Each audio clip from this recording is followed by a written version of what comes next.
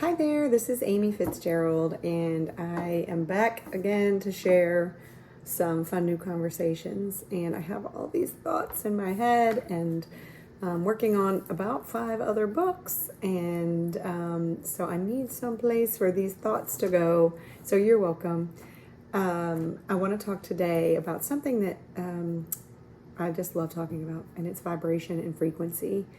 And I believe the first time it clicked for me in a way was honestly someone was sharing that frankincense was good for a particular illness. And my immediate thought was, oh my gosh, how is oil going to make you better? And the intention was to sniff the oil. And I started thinking, or I had a notion that came to me that frankincense is a vibration and frequency, and it is the molecular shift that happens within your field that does something magical, and I'm mind blown. So believe that or not, it's fun to consider for sure, because literally everything is a vibration and frequency, and we know this, but how much of it can we really take in to fully believe it? And again, all of these things can be talked about all day long, but when you feel the truth of it, man, it really can make miracles happen. And no shade if you don't believe it. That's totally fine. It's just, I love open conversations, and I love to consider all the options and like lay it out on the table and pull in what's working and get rid of or move to the side what isn't, but maybe it belongs somewhere else. So I hesitate sometimes to get rid of everything or anything, really. Actually, my house is like that because it could be useful later.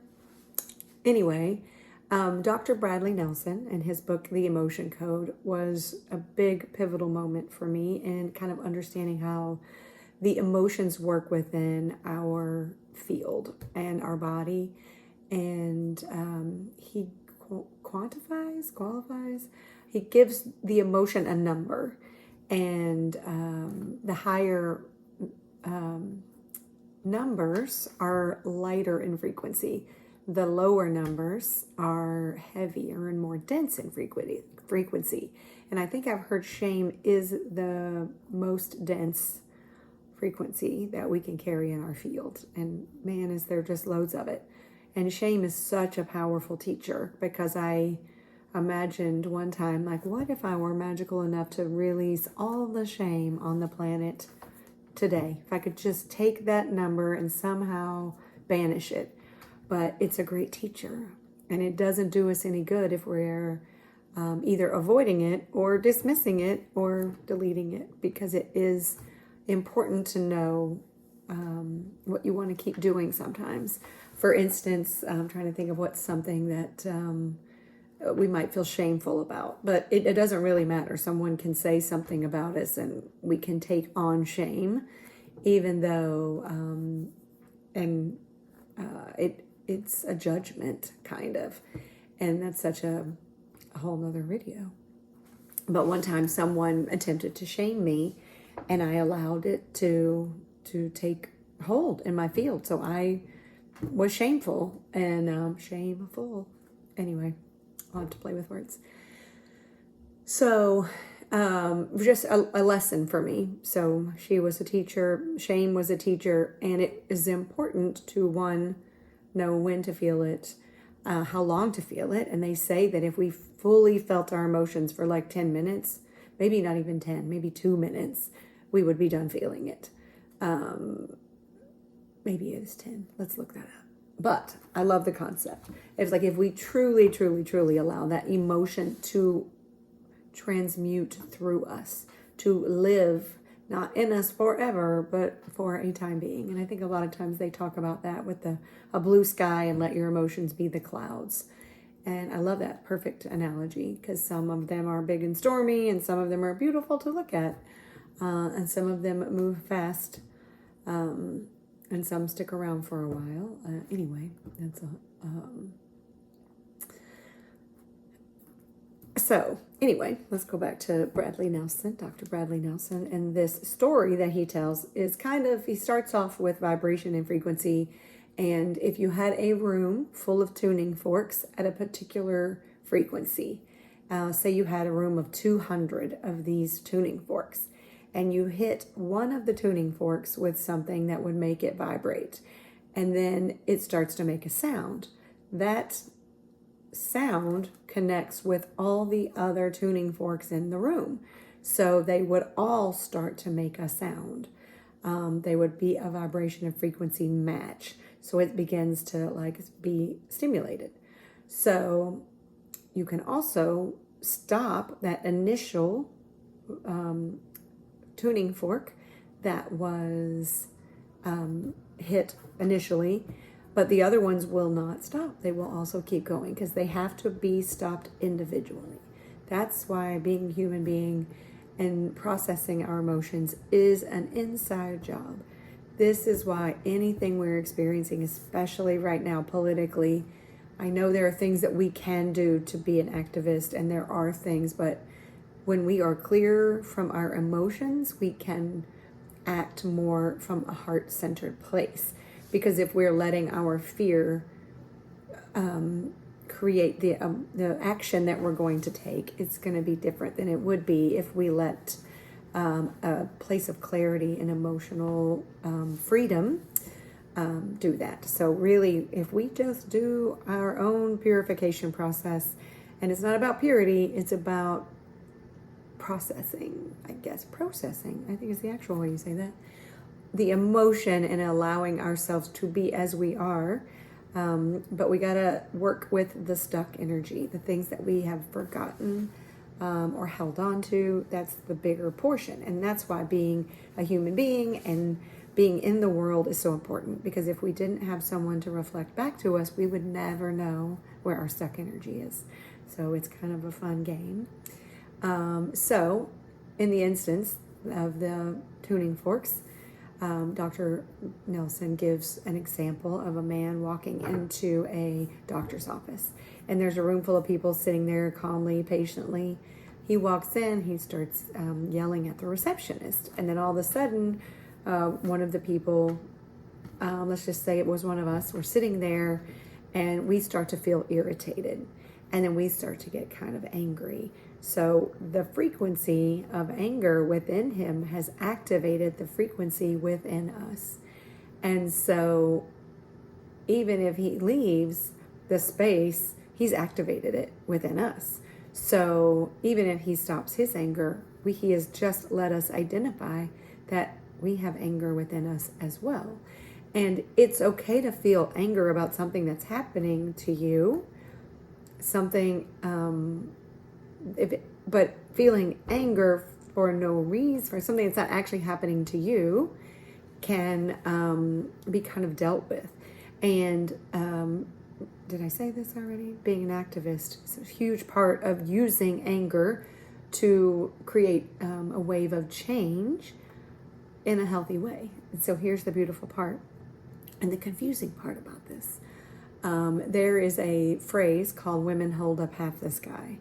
And there's two ways to look at that. Apparently, the first guy who created that phrase or has coined that phrase was using women to be laborers in a not healthy way. So he's like, women also can work like this out in the field doing these things, which is not wrong if they choose to. But if they're forced to, that's the other part of that. But women hold up half the sky on the other side of that conversation says women are equal in the way, like they're literally the same, but have different configurations. So if you take someone who is feeling activated by their anger, if you're using conscious choice to use your anger, you're being thoughtful, you're not just burning down villages with your dragon, and things like that. So, but we can make real change with heart-centered activism. But it's not easy always to spot, and because we can be an activist from a place of control, we can be an activist from the place of fear and victimization, but we have to know that about ourselves. We can't not. We need to be checking in on these things. So anyway, I love this. I love this. So if I am free and clear of anger for the right, in the most part, I'm completely clear. That man walks into the office. He's angry. I'm just watching the show. I am not at all triggered by, it doesn't trigger an emotion within me, right? Triggers are magic, fully magic. But you got to know when you're triggered, and you got to stop and make space for what to do with it. What is it telling you? Where is it from? Is it from the now? Is it from the past?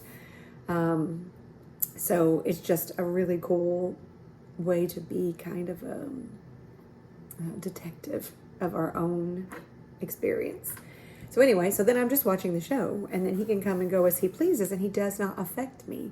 But the next time someone does something to me, then I can identify, oh, this is my anger. This is kind of not righteous anger, but like pure divine anger, pure natural anger. It is not from the past, because I've cleared all that, right? It's not triggering something that was built up. And it will build and build and build so that you can see it. It's really trying to communicate with you that it's there, because they're learning more and more that stuck energy is what causes illness, because it's like churning butter. It can be a liquid, and then you churn it and churn it and churn it and churn it, and then it becomes a solid.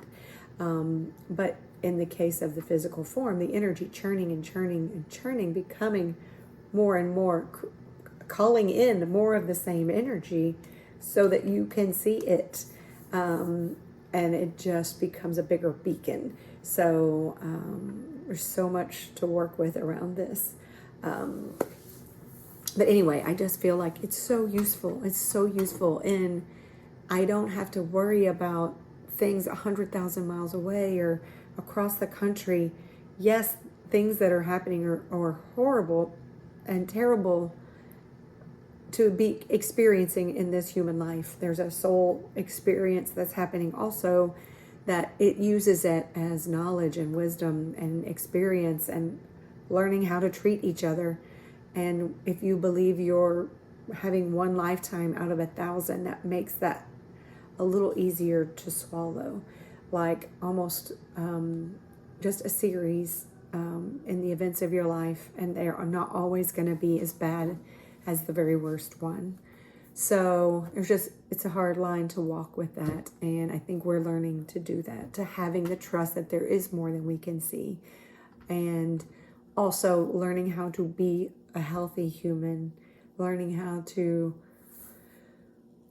take the experiences we're having and alchemize them into magic. And I guess alchemy and magic are the same, but using them to lighten our load, literally, so that we can have a more enjoyable experience and know what to do when the rough spots do come up.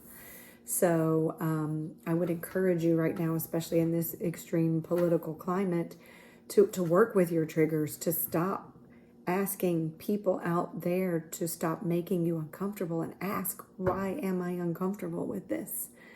What can I do within my own field, within my own body, within my own mind, my own emotional body, within my own home, within my own neighborhood? How can we bring this more where we can do something about it? It feels so hopeless sometimes when it's out there and I have to sort out who's right or who's wrong, or like, what is this impact on the world? And it's just much easier when I can manage my own peace. Manage my own peace. Both the pieces, P-I-E-C-E, peace, and P-E-A-C-E. Hope I spelled that right. So anyway, did I mention I like to play with words? So anyway, just please take it into consideration if it's not a natural thing. I will say it's not an easy thing to do. It's a discipline. It is literally something I have to regularly do. And I move in and out of this space all day long. So I know how to do it, but it's the putting it into a practical sense. And knowing when I'm walking around in a completely peaceful state of mind, and then I become all of a sudden irritated out of nowhere.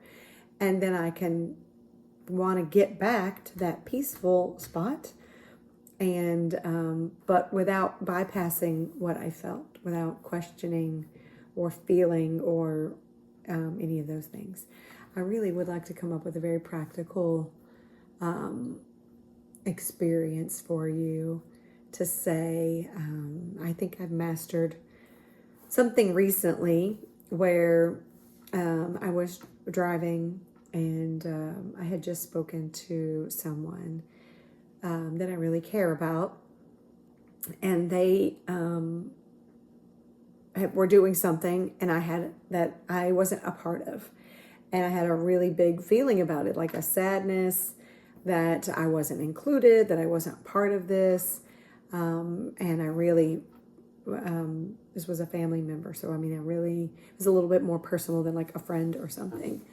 And I realized that some of the stuff, like I almost could feel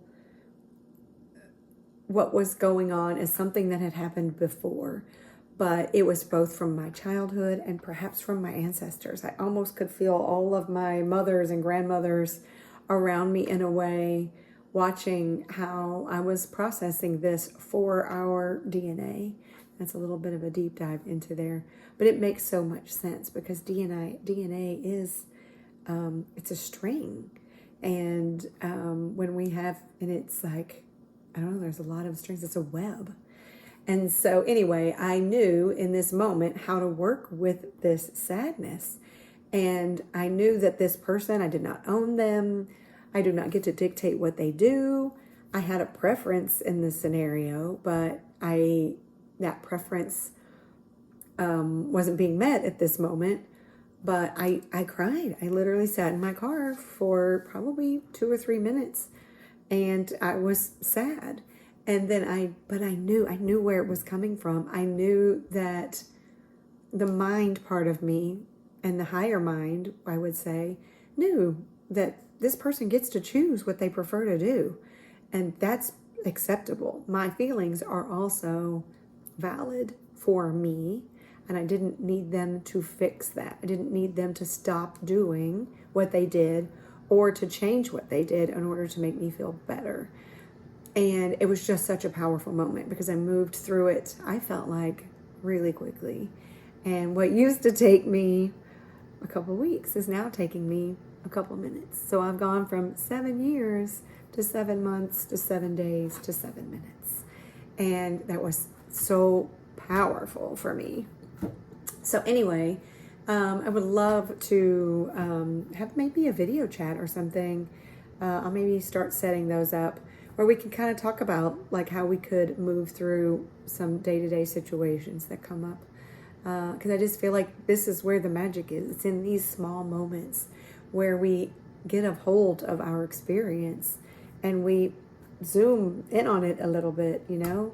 I love to untangle necklaces, and I always use that metaphor for like laying it on the table, and you know, you have to get a small object and kind of pull the little bits apart. You can't just yank on one. You have to yank on a few of them and loosen it up and really see where the tangle is.